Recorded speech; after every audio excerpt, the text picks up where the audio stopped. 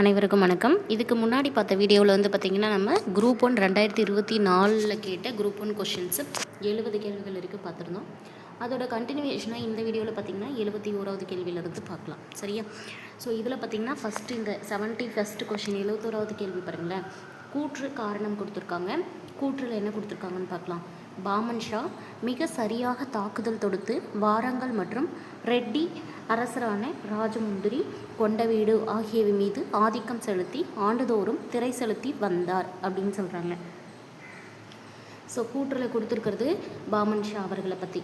பாமன் ஷா மிக சரியாக தாக்குதல் தொடுத்து வாரங்கல் மற்றும் ரெட்டி அரசுகளாக இருந்த ராஜமுந்திரி கொண்டவீடு ஆகியவற்றின் மீது ஆதிக்கத்தை செலுத்தி அவங்க ஒவ்வொரு வருஷமும் இவங்களுக்கு திரை, அதாவது திரைன்னு சொன்னால் வட்டி கட்டுற மாதிரி, வரி செலுத்துகிற மாதிரி செய்தாங்க அப்படின்னு சொல்கிறாங்க. இது அடிக்கடி போர்கள் ஏற்பட வழி வகுத்தது அப்படின்னு சொல்லி கொடுத்துருக்காங்க. சரியா? இதுக்கு வந்து பார்த்திங்கன்னா ஆமாம், இந்த ரீசன் மூலமாக பார்த்திங்கன்னா அந்த பகுதிகளில் அடிக்கடி போர் நடந்துகிட்டே இருக்கும். ஸோ கூற்று ஏ சரி, காரணம் ஆர் கூற்று ஏவை சரியாக விளக்குகிறது. So answer is option D. அடுத்த கேள்வி பாருங்கள். மராட்டிய பேரரசின் இரண்டாவது நிறுவனர் யார் அப்படின்னு கேட்டிருக்காங்க. சரியா? மராட்டிய பேரரசை நிறுவியவர் யார் அப்படின்னு கேட்கல. மராட்டிய பேரரசுடைய செகண்ட் நிறுவனர். ஆன்சர் பாலாஜி விஸ்வநாத். அடுத்தது அக்பரின் படையெடுப்பு வெற்றிகளை காலவரிசைப்படுத்து அப்படின்னு சொல்லி கொடுத்துருக்காங்க. ஸோ அக்பருடைய படையெடுப்புகள், அவர் வந்து எந்தெந்த போரில் வந்து படையெடுத்தார் அப்படிங்கிற எல்லா விஷயமும் தெரிஞ்சிருந்தால் தான் நமக்கு வந்து அதை ஆர்டர் படுத்த முடியும். ஸோ அப்படி பார்க்கும்போது இதில் வந்து பார்த்திங்கன்னா அவருக்கு கிடைச்சது வந்து முதல் வெற்றி காபூல். சரியா? காபூல் வெற்றி, அப்புறம் காஷ்மீரை வெற்றி பெற்றிருப்பாங்க. அப்படியே கொஞ்சம் கொஞ்சமாக உள்ளே நுழைஞ்சு வந்து காந்தலூர் மற்றும் அகமதாபாத் நகரை வெற்றி பெற்றிருப்பாங்க. Option B. அடுத்த கேள்விக்கு போகலாம். சுல்தானியர்களின் ஆட்சியில் பிரதம மந்திரி வாஹீர் அப்படின்னு சொல்லி அழைக்கப்பட்டவங்க யார் அப்படிங்கிறது தான் கேள்வி. சுல்தானியர்களுடைய ஆட்சியில் பிரதம மந்திரி என்று அழைக்கப்பட்டவர், அதாவது வாஹீர் அப்படின்னு சொல்லி அழைக்கப்பட்டவங்க யாருன்னு கேட்டிருக்கோங்க. திவானி விசாரத் என்று அழைக்கப்பட்ட நிதித்துறைக்கு அவர் தான் தலைவராக செயல்பட்டார். அதாவது இந்த திவானி விசாரத் அப்படிங்கிற ஒரு நிதித்துறை இருக்குது, அதுக்கு தலைவராக இருந்தவங்க தான் இந்த வாசீர் அப்படிங்கிறவங்க. துறையில் இருக்கக்கூடிய வரவு செலவு கணக்குகளை மேற்பார்வையிடத்திலிருந்து மேற்கூறிய கூற்றுகளில் எது சரியானது? அதாவது இவங்க என்ன பண்ணுவாங்கன்னா அந்த துறையில் இருக்கக்கூடிய வரவு செலவு கணக்குகளை மேற்பார்வை செய்வாங்க அப்படின்னு கொடுத்துருக்காங்க. ஸோ 2 கூற்றுகள் இருக்குது. திவானி விசாரத் என்று அழைக்கப்பட்ட நிதித்துறைக்கு அவங்க தான் தலைவராக செயல்பட்டிருந்திருக்காங்க. அதே போல் அந்த துறையில் இருக்கக்கூடிய வரவு செலவுகளுடைய கணக்குகளை மேற்பார்வையிட வேலையை செய்திருக்காங்க. ஸோ இதில் 2 கூற்றுமே சரியானது. அடுத்த கேள்வியில் கீழ்கண்டவற்றுள் சரியாக பொருந்தியது எது அப்படின்னு கேட்டிருக்காங்க. கீழ்கண்டவற்றில் சரியாக மேட்ச் பண்ணப்பட்டிருக்கிறது மட்டும் எடுக்கணும். ஸோ ஆரியபட்டர் எழுதுறது தான் இந்த ஆரியபட்டியம் அப்படின்னு சொல்லக்கூடிய ஒரு நூல். ஆரியபட்டர் எழுதிய நூல் ஆரியபட்டியம்னு கொடுத்துருப்பாங்க, அங்கே ஆரியபாட்டியம்னு கொடுத்துருக்காங்க. அடுத்தது வந்து பார்த்திங்கன்னா வாக்பதார் அவர்களால் எழுதப்பட்ட அஷ்டாங்க சங்கிரகா அப்படிங்கிற நூல் யாரால் எழுதப்பட்டது? வாக்பதர் அப்படின்னு சொல்லுவாங்க. வாக்பதா அவர்களால் எழுதப்பட்டது. சரியா? வராக மிகிரர் பிருகத் சம்ஹிதா எழுதியிருப்பாங்க. பிரம்மகுப்தர் வந்து ஹஸ்த் ஆயுர்வேதா அப்படின்னு சொல்லக்கூடிய நூல் எழுதியிருப்பாங்க. ஸோ இது 2ம் மாற்றி மேட்ச் பண்ணியிருக்காங்க. ஸோ இது கூட வந்து நீங்கள் தனியாக ஒரு கொஷினை கூட படிச்சுக்கணும். வராக மிகிரர் வந்து பிருகத் சம்ஹிதா எழுதியிருப்பாங்க. பிரம்மகுப்தரால் எழுதப்பட்டது தான் இந்த ஹஸ்த் ஆயுர்வேதான்னு சொல்லக்கூடிய நூல். அடுத்த கேள்வி. மாநில தகவல் ஆணையம் பற்றிய கீழ்கண்ட கூற்றுகளை கவனி, தவறானது எது அப்படின்னு கேட்டிருக்காங்க. மாநில தகவல் ஆணையத்தை பற்றி கொடுத்துருக்காங்க, அதில் தவறானது எது அப்படிங்கிறது தான் கேள்வி. மொத்தம் இங்கே 4 வாக்கியங்கள் கொடுத்துருக்காங்க. இதில் இன்கரெக்டாக இருக்கிறது வந்து 1ம் 4ம் தான். ஸோ நடுவில் இருக்கிற 2மே சரியானது, 2, 3ம் சரியானது. ஆணையம் ஒரு தலைமை ஆணையர் மற்றும் 5க்கு மிகாமல் தகவல் ஆணையர்களை கொண்டிருக்க வேண்டும் அப்படின்னு கொடுத்துருக்காங்க மாநில தகவல் ஆணையத்தில். ஸோ இது தவறானது. அதே போல் மாநில தகவல் ஆணையத்திற்கு ஆணையர்களை பரிந்துரைக்கும் குழுவில் மாநிலத்துடைய உயர்நீதிமன்ற தலைமை நீதிபதி ஒரு உறுப்பினராக இருப்பாங்கன்னு கொடுத்துருக்காங்க. இதுவும் தவறானது. இதில் மாநில தகவல் ஆணையத்தை பொறுத்த வரைக்கும் மாநில தகவல் ஆணையர்கள் பணியில் அமர்த்தப்பட்ட பிறகு மீண்டும் மறு நியமனத்திற்கு தகுதி உடையவர்கள் கிடையாது. ஸோ ஒரு டைம் ஒருத்தவங்க வந்து மாநில தகவல் ஆணையராக இருக்காங்க அப்படின்னா அவங்க திரும்பவும் அந்த பதவியில் நியமிக்கப்பட மாட்டாங்க. ஸோ இது சரியானது. மாநில தகவல் ஆணையரை ஆளுநர் பதவி நீக்கம் செய்ய முடியும். ஸோ இதுவும் சரியானது. நெக்ஸ்ட் கேள்வி. மாநில மனித உரிமை ஆணையம் மனித உரிமை மீறல்கள் தொடர்பான மீறல்களை விசாரிக்க கீழ்கண்ட பட்டியலிலிருந்து மேற்கொள்ளலாம். அதாவது மாநில மனித உரிமை ஆணையம் இருக்குன்னா மனித உரிமை மீறல்கள் ஏற்படும் போது அது தொடர்பான மனித உரிமை மீறல்களை விசாரிப்பதற்கு என்ன பண்ணுவாங்க அப்படின்னா, மாநில பட்டியல்லையோ அல்லது பொது பட்டியல்லையோ இருக்கிற துறைகள் மீது அவங்க எதன் மீது இருக்கக்கூடிய அந்த கன்சிடரேஷன்ஸ் மட்டும் எடுப்பாங்க அப்படின்னா மாநில பட்டியல் பொதுப்பட்டியல் இந்த 2 துறைகளில் இருக்கக்கூடிய அந்த மனித உரிமை மீறல்களில் தான் இவங்க என்ன பண்ணுவாங்க அப்படின்னா நடவடிக்கை எடுப்பாங்க. அடுத்தது ஆர்டிகல்ஸும் அதோடைய பொருளையும் மேட்ச் பண்ணணும். ஸோ ஃபஸ்ட்டு 124C அப்படிங்கிற விதி பாலிட்டியில் எதை குறிக்கக்கூடியதுன்னு பார்த்தீங்கன்னா, நாடாளுமன்றத்துடைய சட்டமியற்றும் அதிகாரம். இது தனித்தனியாக ஒரு கேள்வியாக கேட்குறதுக்கு வாய்ப்புகள் அதிகமாக இருக்கும். நாடாளுமன்றத்தில் சட்டமியற்றும் அதிகாரம் எந்த ஆர்டிக்கல் கீழே இருக்குது அப்படின்னு கேட்டாங்கன்னா 124C. அடுத்தது 125 அப்படிங்கிறது சேலரி ஊதியங்களுக்கானது. சரியா? அடுத்தது 126 அப்படிங்கிறது இடைக்கால தலைமை நீதிபதியை நியமனம் செய்வதற்கான ஆர்டிக்கல். ஸோ நார்மலாக தலைமை நீதிபதி கிடையாது, இடைக்கால தலைமை நீதிபதியை நியமனம் செய்வதற்கான ஆர்டிக்கல் 126. 130 அப்படிங்கிறது உச்சநீதிமன்றத்துடைய இருப்பிடம். அதே போல் இந்திய அரசு முடிவெடுத்தாங்கன்னா உச்சநீதிமன்றத்தை இந்தியாவில் இருக்கக்கூடிய எந்த இடங்கள்லையும் மாற்றி அமைக்கக்கூடிய உரிமையும் இருக்குது. ஸோ உச்சநீதிமன்றத்துடைய இருப்பிடம் பற்றி சொல்லக்கூடிய ஆர்டிக்கல் எதுன்னு கேட்டாங்கன்னா ஆர்டிக்கல் 130. அடுத்தது பின்வரும் ஆணையங்களை அதன் அமைப்பின் காலவரிசைப்படி ஒழுங்கமைக்க அப்படின்னு கொடுத்துருக்காங்க. ஸோ இதில் பார்த்தீங்கன்னா ஃபஸ்ட்டு ஆப்ஷன் பி தான் சரியான ஆன்சர். என்ன ரீசன் அப்படின்னு பார்த்தீங்கன்னா, முதல் நிர்வாக சீர்திருத்த ஆணையம் 1966 அமைச்சிருந்திருப்பாங்க. ராஜமன்னார் குழு 1969 அமைச்சிருப்பாங்க.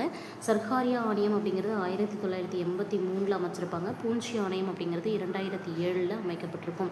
ஸோ இப்படி இருக்கும்போது நாம் என்ன இது பண்ண சொல்லியிருக்காங்க அப்படின்னா ஆர்டர் படுத்த. ஸோ 1900 ஃபஸ்ட் அமைக்கும் முதல் நிர்வாக சீர்திருத்த ஆணையம், அப்புறம் ராஜமன்னார் குழு, சர்க்காரியா ஆணையம், பூஞ்சி ஆணையம்.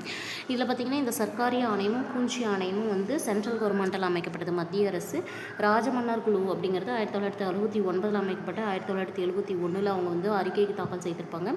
கலைஞர் அவர்களுடைய பீரியடில் அமைக்கப்பட்ட ஒரு மாநில அரசால் அமைக்கப்பட்ட மத்திய மாநில உறவுகளை ஆராய்ச்சி செய்வதற்கான ஆணையம். நெக்ஸ்ட்டு ஒரு பாலிட்டி கொஷின். அரசியலமைப்பின் எந்த விதி ஒரு மாநில முதலமைச்சரோட தொடர்புடையது கிடையாதுன்னு கொடுத்துருக்காங்க. இங்கே 4 ஆர்டிக்கல் கொடுத்துருக்காங்க. இந்த 4 ஆர்டிக்கலில் மாநில முதலமைச்சரோட தொடர்பு இல்லாத விதி கேட்டிருக்காங்க. ஆர்டிக்கல் 165 அப்படிங்கிறது தான். சரியா? 163, 164, 167 மாநில முதலமைச்சரோட தொடர்புடையது. ஸோ இதில் 165 அவங்களோட தொடர்புடையது கிடையாது. பாராளுமன்றம் என்னும் சொல் பேசு என்று பொருளடங்கிய பார்லே அப்படின்ற எந்த சொல்லிலிருந்து வந்தது அப்படிங்கிறது தான் கேள்வி.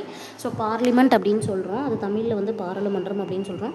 இது பார்லே அப்படிங்கிற ஒரு வகையான சொல்லிலிருந்து தான் இந்த பேசு அப்படிங்கிற பொருளுடையது. அதாவது பார்லே அப்படிங்கிறதுக்கு பேசு அப்படின்னு மீனிங்னு சொல்கிறாங்க. ஸோ இந்த வேர்டு எந்த மொழியிலிருந்து வந்தது அப்படிங்கிறது தான் கேள்வி. பிரெஞ்சு மொழி சொல். இது நம்ம எப்படி ஞாபகம் வச்சுக்கலாம் அப்படின்னா, நமது பிரிட்டனுடைய பாராளுமன்ற முறையை தான் நம்ம எடுத்திருக்கோம். ஸோ அந்த பார்லே அப்படின்னு சொல்கிறது எங்கேருந்து வந்தது அப்படின்னா பிரெஞ்சிலிருந்து தான் வந்தது. அடுத்தது, இந்திய ஜனாதிபதி நேர்முக தேர்தல் மூலமாக தேர்ந்தெடுக்கப்படுகிறார். இந்திய ஜனாதிபதி பெயரளவில் அரசின் தலைவராக இருக்கிறார் அப்படின்னு சொல்லி கொடுத்துருக்காங்க. இதில் எது சரியானதுன்னு கேட்டிருக்காங்க. இந்திய ஜனாதிபதி அதாவது குடியரசுத் தலைவர் தேர்தல் நேர்முக தேர்தல் கிடையாது, அது ஒரு மறைமுக தேர்தல். ஸோ இது தவறானது. அதே போல் இந்திய ஜனாதிபதி பெயரளவில் அரசின் தலைவராக இருக்காங்கன்னு கொடுத்துருக்காங்க, கரெக்டு. அதே போல் அரசியலமைப்பின் படியிலான தலைவர்னு கேட்டாலும் இவங்க தான். உண்மையான தலைவர், நிர்வாக தலைவர் அப்படின்னு கேட்டாங்கன்னா பிரதமர். அடுத்த கேள்வி, அரசு நெறிமுறை கொள்கைகளை நோக்கங்கள் மற்றும் விளைவுகளின் அறிக்கை என்று அதாவது டிபிஎஸ்பி இருக்குது இல்லையா, அதுக்கு அதாவது நமக்கு அடிப்படை உரிமைகளுக்கும் சிலர் ஒரு பட்டங்கள் மாதிரியோ அதுக்கு பெயர்கள் மாதிரியோ கொடுத்துருப்பாங்க. அரசு நெறிமுறை கோட்பாடுகளுக்கும் அந்த மாதிரி சொல்லியிருப்பாங்க. ஸோ இதில் இந்த அரசு நெறிமுறை கோட்பாடுகள் என்ன சொல்கிறாங்க அப்படின்னா, நோக்கங்கள் மற்றும் விளைவுகளுடைய அறிக்கை, எதையெல்லாம் நம்ம செய்யணும்னு நோக்கங்களாக கொண்டிருக்கோமோ அதையும் நம்ம என்னெல்லாம் செய்து கொள்ளணும்னு நமக்கு ஆசைகள் இருக்கோ அதை பற்றினதும் அப்படிங்கிற பேஸில் நோக்கங்கள் மற்றும் விளைவுகளின் அறிக்கை அப்படின்னு சொன்னவங்க யாருன்னு பார்த்தீங்கன்னா கேசி வியர் அப்படின்னு சொல்லக்கூடியவர், கேசி வியர். அடுத்த கேள்வி, அடிப்படை கடமைகள் பற்றிய கூற்றுகளை கருதுக, தவறான கூற்று எதுன்னு சொல்லுங்கன்னு சொல்லியிருக்காங்க. ஸோ அடிப்படை கடமைகளில் வந்து வரிகளை செலுத்துதல், பொது சொத்துக்களை பாதுகாத்தல், இந்தியாவின் வளமான பாரம்பரியத்தை பேணி காத்தல், தேர்தல்களில் வாக்களித்தல் அப்படின்னு கொடுத்துருக்காங்க. ஸோ இதில் பார்த்திங்கன்னா வரிகளை செலுத்துவது அப்படிங்கிறது வந்து அடிப்படை கடமையில் சொல்லப்படல, தேர்தல்களை வாக்களிப்பதும் அடிப்படை கடமைகளில் சொல்லப்படல. பட் பொது சொத்துக்களை பாதுகாத்தலும் இந்தியாவுடைய வளமான பாரம்பரியத்தை பாதுகாக்கணும் அப்படிங்கிறதும் அந்த 11 அடிப்படை கடமைகளில் சொல்லப்பட்டிருக்கு. இதில் வந்து பார்த்திங்கன்னா நமக்கு இந்த அடிப்படை கடமைகள் அப்படிங்கிற கான்செப்டே வந்து ஆர்டிகல்ஸ் உருவாக்கும் போது, அதாவது அரசியலமைப்பு சட்டம் உருவாக்கும் போது இருந்திருக்காது. 72வது சட்ட திருத்தத்தின் மூலமாக 42வது சட்ட திருத்தத்தின் மூலமாக 1976வது வருடம் 1976 42nd அமெண்ட்மெண்ட்டில் தான் இவங்க என்ன பண்ணியிருப்பாங்க அப்படின்னா 10 அடிப்படை கடமைகளை வந்து சேர்த்துருந்துருப்பாங்க. 51A வச்சுருந்துருப்பாங்க. 4A பகுதி 4A ஆர்டிகல் 51A வச்சுருந்துருப்பாங்க. அந்த 11வது அடிப்படை கடமை வந்து 86வது சட்ட திருத்தத்தில் 2002 அப்போ ஆட் பண்ணியிருப்பாங்க. சரியா? ஸோ மொத்தம் இப்போ 11 அடிப்படை கடமைகள் இருக்குது. அதில் வந்து பார்த்திங்கன்னா இந்த வரிகளை செலுத்துவதும் தேர்தலில் வாக்களிப்பதும் அடிப்படை கடமைகள் கிடையாது. அடுத்த கேள்வி, இந்திய அரசியலமைப்புடைய அடிப்படை கடமைகள் தொடர்பில்லாத ஒரு வழக்கு எது அப்படின்னு கேட்டிருக்காங்க. AK ராய் எதிர் இந்திய ஒன்றியம் வழக்கு 1982 அப்படின்னு கொடுத்துருக்காங்க. ஸோ இதில் வந்து பார்த்திங்கன்னா இந்த வழக்கு அந்த வருஷம் ப்ளஸ்ஸு அந்த வழக்கு எதுக்காக கொடுக்கப்பட்டது இதெல்லாம் நம்ம படிச்சுக்கணும். கேசவானந்த பாரதி எதிர் கேரள வழக்கு அப்படிங்கிறது 1973. இது வந்து பார்த்திங்கன்னா அடிப்படை கட்டமைப்போட தொடர்புடையது தான். மினர்வா மில்ஸ் எதிர் இந்திய ஒன்றியம் வழக்கு 1980. கோழக்நாத் எதிர் பஞ்சாப் மாநிலம் 1967. இது மூணுமே வந்து அடிப்படை கடமையோடு தொடர்புடிக்கக்கூடிய சில வழக்குகள் தான். ஆனால் AK ராய் அப்படின்னு சொல்லக்கூடிய இந்திய ஒன்றத்துக்கு ஆப்போசிட்டாக கொடுக்கப்பட்டது 1982. இது வந்து பார்த்திங்கன்னா அடிப்படை கட்டமைப்பை பற்றின வழக்கு கிடையாது. அடுத்தது ஒரு ஆர்டிக்கல் பேஸ் கொஷின் தான். முதல் அரசியலமைப்பு திருத்தம் 1951 மூலமாக எந்த சட்ட உறுப்பு புதுசாக சேர்த்தாங்க அப்படிங்கிறது தான் கேள்வி. விதி 15 4. சரியா? விதி 15 4 விதி 16 4 தான் பார்த்திங்கன்னா இந்த 1951 மூலமாக சேர்க்கப்பட்ட உறுப்புகள். இங்கே கொடுத்துருக்கிறதுல வந்து பார்த்திங்கன்னா விதி 15 4 அப்படிங்கிறது கொடுத்துருக்காங்க. இந்த கேள்வி பாருங்கள், ஜனனி சுரக்ஷா யோஜனா தொடர்புடைய வாக்கியங்களை கருத்தில் கொள்க அப்படின்னு சொல்லிட்டு சரியானதை தேர்ந்தெடுக்க சொல்லியிருக்காங்க. ஸோ மகப்பேறு இறப்பு விகிதம் மற்றும் குழந்தை இறப்பு விகிதத்தை குறைப்பதற்காக ஏற்படுத்தப்பட்ட திட்டம் இந்த ஜனனி சுரக்ஷா யோஜனா. சரியா அப்படின்னா சரி. 100% மத்திய அரசாலேயே நிதி உதவியோடு வழங்கப்படுகிறது அப்படின்னு சொல்லியிருக்காங்க. இதுவும் சரி. 100% மாநில அரசு அப்படின்னு சொல்லியிருக்காங்க. இது முழுக்க தவிர. ஸோ ஆப்ஷன் இஸ் 1 மற்றும் 2 சரி. Option A. இந்த கேள்வி பாருங்கள், கிராம மின்மயமாக்குதல் அப்படிங்கிறது எந்த திட்டங்களின் மூலமாக நடைபெற்று கொண்டிருக்கிறது அப்படின்னு கேட்டிருக்காங்க. கிராம மின்மயமாக்குதல் அப்படின்னா கிராமங்களில் மின்சார வசதி குறைவாக இருக்குது இல்லையா, அதை வந்து அதிகப்படுத்தணும் அப்படிங்கிறதுக்காக கிராமப்புறங்கள் மின்சார வசதியை அதிகப்படுத்துவதற்காக கொண்டு வரப்பட்ட திட்டம் தீன் தயாள் உபாத்யாய் கிராம யோஜனா திட்டமும் பிரதான் மந்திரி சஹாஜ் பிஜ்லி ஹர்கர் யோஜனா திட்டமும் தான். ஞாபகம் வச்சுக்கோங்க. இது ரெண்டுமே பார்த்திங்கன்னா மின்மயமாக்கல் சம்மந்தப்பட்டது தான். தீனதயாள் உபாத்யாய கிராம ஜோதி திட்டம் அப்படிங்கிறதும் பிரதான் மந்திரி சஹாஜ் பிஜ்லி ஹர்கர் யோஜனா அப்படிங்கிறதும். ஸோ இதில் வந்து இந்த செகண்ட் ஒன் தீனதயாள் உபாத்யாயா கிராமின் கௌசல்ய யோஜனா வந்து இதில் வராது. ஸோ இது எல்லாமே வந்து பார்த்திங்கன்னா இயர் என்ன அப்படின்னு கமெண்ட் பண்ணுங்கள். இதில் இந்த கிராம் கௌசல்ய யோஜனா எதுக்காக அப்படிங்கிறதையும் கமெண்ட்டில் சொல்லுங்கள். அடுத்தது வந்து பார்த்திங்கன்னா தவறாக பொருத்தப்பட்டிருக்கிறது கேட்டிருக்காங்க. 2, 4 வந்து தவறாக பொருத்தப்பட்டிருக்கு. சரியா? தேசிய ஊரக கல்வி உறுதி திட்டம் அப்படின்னு சொல்லியிருக்காங்க இல்லையா, இது வந்து கேரண்டி, அதாவது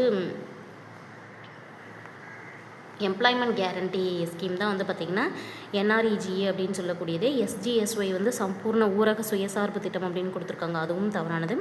இதில் வந்து பார்த்திங்கன்னா ஊரக நிலமற்றோருக்கான வேலை உறுதி திட்டம் தான் ஃபஸ்ட் ஒன்று. இதுவும் சரியாக பொருந்திருக்கு. மத்திய ஊரக வேலைவாய்ப்பு திட்டம் CSRE அப்படிங்கிறதும் சரியாக பொருந்திருக்கு. 1, 3 சரி, 2, 4 தவறானது. அடுத்த கேள்வி, தீனதயாள் அந்தியோதயா திட்டம் உருவாக்கப்பட்டது எதுக்காக அப்படின்னு கேட்டிருக்காங்க. So answer is option C. நகர்ப்புற வறுமையை குறைப்பதற்காகவே இந்த தீனதயாள் அந்தியோதயா திட்டம் தொடங்கப்பட்டது.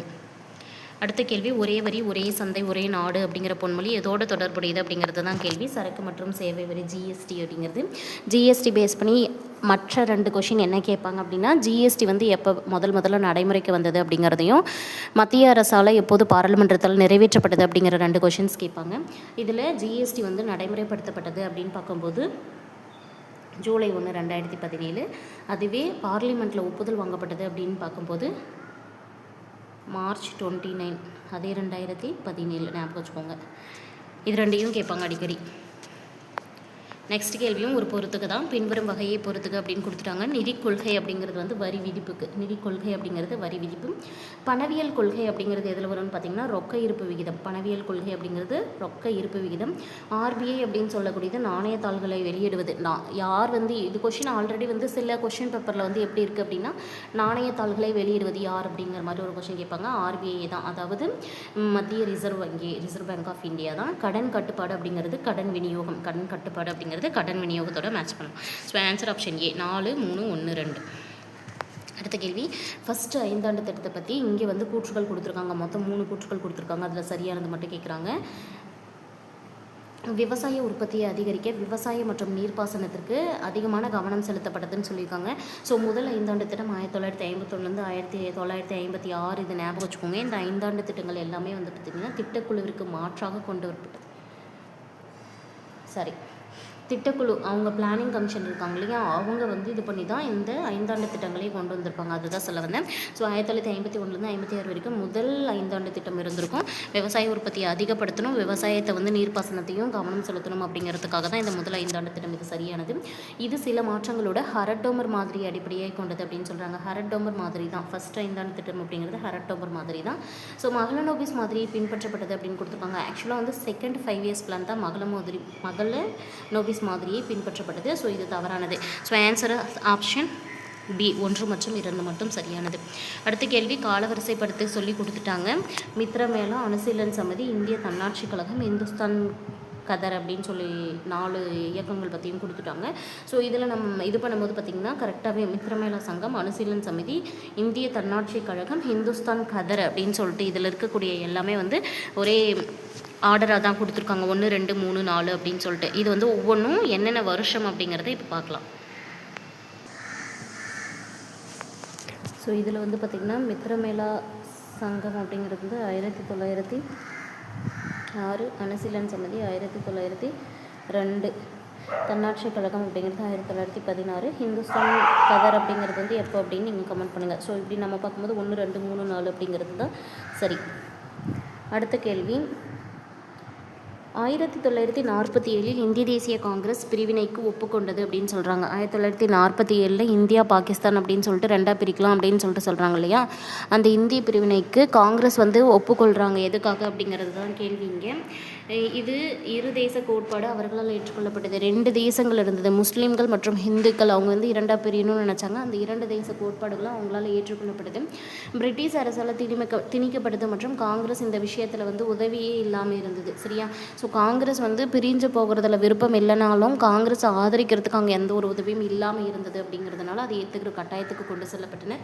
பிரிட்டிஷ் அரசு வந்து இது கண்டிப்பாக இந்தியா பாகிஸ்தான் அப்படின்னு நீங்கள் 2ஆக பிரிச்சுக்கணும் அப்படின்னு ஒரு திணிக்கப்பட்டதுன்னு சொல்கிறாங்க. அவர்கள் பெரிய அளவிலான வகுப்புவாத கலவரங்களை தவிர்க்க விரும்பினர். ஸோ இப்போது இந்தியாவை வந்து இந்தியா பாகிஸ்தான் அப்படின்னு சொல்லிட்டு நம்ம பிரிக்கல அப்படின்னா கண்டிப்பாக ஒரு வகுப்புவாத கலவரங்கள் அங்கே ஏற்படும் இந்துக்களுக்கும் முஸ்லீம்களுக்கும் இடையில். அது அவங்க விரும்பலாதனால இதை எடுத்துக்கிட்டாங்க. ஸோ இந்த 3 ரீசன்களுமே வந்து பார்த்திங்கன்னா பிரியறதுக்கான காரணம் தான். ஸோ மேற்கண்ட அனைத்தும் அப்படிங்கிறது தான் சரியானது. அடுத்தது கால வரிசைப்படி ஒழுங்குபடுத்த சொல்லியிருக்காங்க. ஸோ இதில் இந்திய அரசு சட்டம் 1935 அதிலே வருஷம் கொடுத்துட்டாங்க. காந்தி இர்வின் ஒப்பந்தம் வந்து 1931 32 இந்த காலகட்டத்தில் இருந்திருக்கும். வகுப்புவாத ஒதுக்கீடு அப்படின்றது வந்து பார்த்திங்கன்னா வகுப்புவாத ஒதுக்கீடு வந்து எப்போ கொடுத்துருப்பாங்க அப்படின்னா 1932 ராம்சே மெக்டொனால்டு கொடுத்துருப்பாங்க. ஸோ கிரிப்ஸ் தூதுக்குழு அப்படிங்கிறது பார்த்திங்கன்னா வருகை, கிரிப்ஸ் வந்து இங்கே வந்திருப்பாங்க இல்லையா, கிரிப்ஸ் தூதுக்குழு வருகை கொண்டு வரப்பட்டது அந்த வருஷம் தான் 1940. ஸோ இப்படி நம்ம பார்க்கும்போது ஆப்ஷனில் என்ன வரும் அப்படின்னு பார்த்தீங்கன்னா காந்தி இர்வின் ஒப்பந்தம் தான் ஃபஸ்ட்டு வரும். சரியா? 2 3 1 4. ஸோ 2 3 1 4. அடுத்த கேள்வி, பின்வருவனவற்றுள் தென்னிந்தியாவில் சமூக மத இயக்கத்தில் ஒரு முக்கிய சங்கமாக நிறுவப்பட்டது எது அப்படின்னு கேட்டிருக்காங்க. So answer is option C, பிரம்மஞான சபை அப்படிங்கிறது தான் சரியானது. தென்னிந்தியாவில் சமூக மத இயக்கத்துக்கு ஒரு முக்கிய சங்கமாக அமைக்கப்பட்டது பிரம்மஞான சபை. அடுத்த கேள்வி, தேசிய குடிமை பணியாளர் தினம் எப்போது கொண்டாடப்படுகிறது அப்படிங்கிறது தான் ஏப்ரல் 21. தேசிய குடிமை பணியாளர் தினம் அனுசரிக்கப்படும் நாள் ஏப்ரல் 21. அந்த மாதிரி பிப்ரவரி 21 வந்து பார்த்திங்கன்னா உலக தாய்மொழி தினம் ஞாபகம் வச்சுக்கோங்க. ஸோ இந்த மாதிரி தினங்கள் படிக்கும்போது கம்பேர் பண்ணி படிச்சுக்கிறது ஈஸியாக இருக்கும். மார்ச் 8 அப்படிங்கிறது உலக மகளிர் தினம், அதை ஞாபகம் வச்சுக்கோங்க. அடுத்தது முதலாக ஜனகணமன அப்படின்னு சொல்லக்கூடிய பாடல் இந்திய தேசிய காங்கிரஸால் எந்த மாநாட்டில் பாடினாங்க அப்படிங்கிறது. ஸோ ஏற்றுக்கொண்டாங்க அப்படின்னு நீங்கள் கொஷின் கேட்கலாம். முதலாக ஜனகணமன அப்படிங்கிற இந்திய தேசிய பாடல் இருக்குது இல்லையா, ஜனகணமன தேசிய கீதம் இருக்குது இல்லையா, அதை ஃபஸ்ட்டு எப்போ தேசிய காங்கிரஸ் எந்த மாநாட்டில் பாடினாங்க அப்படிங்கிறது தான் கேள்வி. 1911 நடந்த கல்கத்தா மாநாடு. சரியாக பொருத்தப்படாதது எது அப்படின்னு கேட்டிருக்காங்க. ஆப்ஷன் பி, சாவித்ரிபாய் பூலே வந்து இந்திய ஊழியர் சங்கத்தை தோற்றுவிச்சாங்கன்னு இருக்கு இல்லையா. ஸோ இதில் வந்து பார்த்திங்கன்னா மகாராஷ்டிராவில் இருந்த கோவிந்தராவ் பூலேவும் சாவித்ரிபாய் பூலே அவங்க 2 பேருமே வந்து கல்விக்காக தான் பாடுபட்டிருப்பாங்க. சரியா, அப்போ நமக்கு இதில் இந்தியாவுடைய ஊழியர் சங்கம்னு கொடுத்துருக்காங்க இல்லையா, அது தவறானது. தாதாபாய் நவ்ரோஜி கிழக்கிந்திய சங்கத்தை தோற்றுவித்தார், சரியானது. சுரேந்திரநாத் பானர்ஜி இந்திய சங்கத்தை தோற்றுவித்தார். ஏஓ ஹியூம் வந்து இந்திய காங்கிரஸ் 1885 தோற்றுவித்திருப்பாங்க.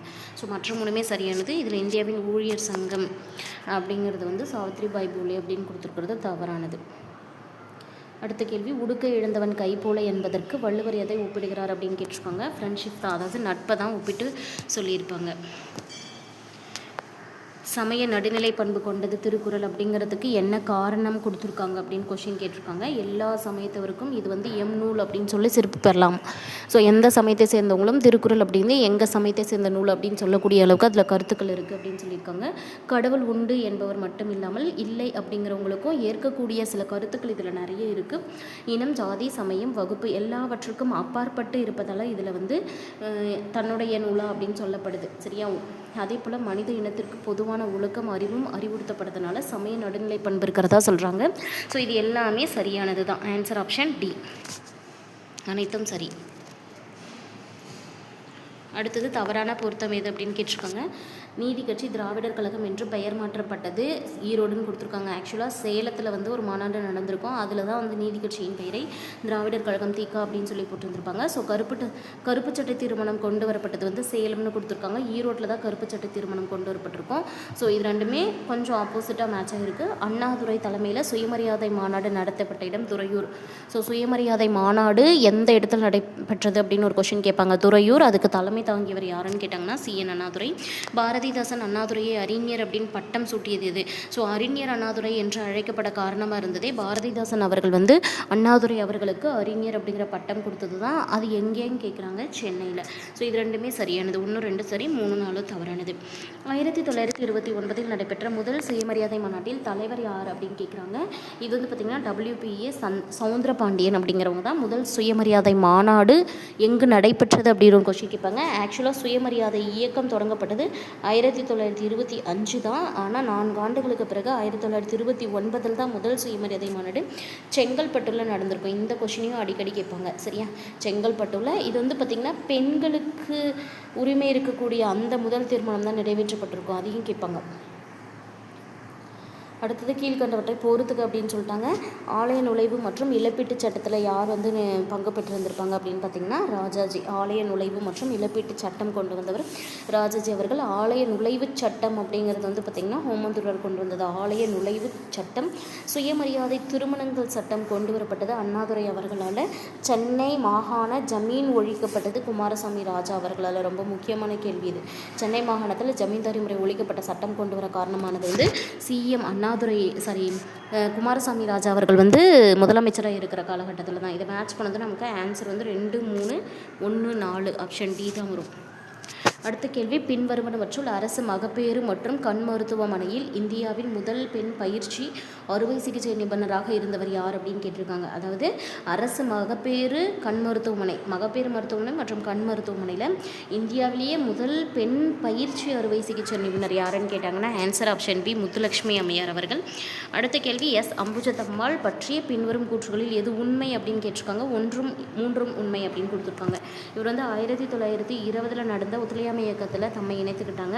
சென்னையில் பெண்கள் சுதேசி இயக்கத்தை வந்து ஸ்டார்ட் பண்ணாங்க. இது 2 தான். 26 மெட்ராஸ் சட்டசபை கவுன்சிலுக்கு நியமனம் செய்யப்பட்டாங்கன்னு கொடுத்துருக்காங்க இல்லையா. ஆக்சுவலாக வந்து நியமனம் செய்யப்பட்டவர் வந்து முத்துலட்சுமி ரெட்டி அவர்கள். முன்ன கேள்வியில் பார்த்தோம் பார்த்தீங்களா, அவங்க தான். நெக்ஸ்ட் கேள்வி பார்க்கலாம். இது ஒரு மேட்ச் தான். பின்வருவனவற்றை பொறுத்துக்கன்னு கொடுத்துறாங்க. ஈவேரா பெரியார் அவர்கள் வந்து குடியரசு அப்படிங்கிற இதழ் வந்து 1925 தொடங்கியிருப்பார். டி. முத்துசாமி அவர்கள் முதல் இந்திய நீதிபதியாக 877ஆம் ஆண்டு தேர்ந்தெடுக்கப்பட்டிருப்பாங்க. மெட்ராஸ் மகாஜன சபை அப்படிங்கிறது வந்து பார்த்திங்கன்னா விஜயராகவாச்சாரி அவர்கள் வந்து தோற்றுவிப்பாங்க. சென்னை மகாஜன சபையை தோற்றுவித்தவர்கள் அப்படின்னு சொல்லிட்டு ஒரு கொஷினே இருக்கும். 1884 தோற்றுவிக்கப்பட்டிருக்கும். பாரதியார் வந்து புதுச்சேரியில் தான் கொஞ்ச நாள் வந்து தலைமறைவாக வாழ்ந்திருப்பாங்க. ஸோ மேட்ச் பண்ணும்போது 4, 1, 2, 3 ஆன்சர் ஆப்ஷன் ஏ. அடுத்த கேள்வி, திருக்குறள் உலக பொதுமறை என அழைக்கப்படுவதற்கு என்ன காரணம் அப்படிங்கிறது தான் கேள்வி. இது வந்து பார்த்திங்கன்னா அனைத்து நாட்டினருக்கும் சமயத்தவருக்கும் காலத்திற்கும் பொருந்துது, அதனால தான் இது உலக பொதுமறைன்னு சொல்கிறாங்க. போற்றுவார் போற்றட்டும் அப்படிங்கிற பாடலை யார் பாடினாங்க அப்படிங்கிறது தான் கேட்குறாங்க. கண்ணதாசன் அவர்கள். போற்றுவார் போற்றட்டும் என்ற பாடலை பாடியவர் கண்ணதாசன். ஸோ இதோட 100 கேள்வி முடிஞ்சிருக்கு. நெக்ஸ்ட் வீடியோவில் பார்த்திங்கன்னா நம்ம 101வது கேள்வியிலேருந்து பார்க்கலாம். தேங்க்யூ.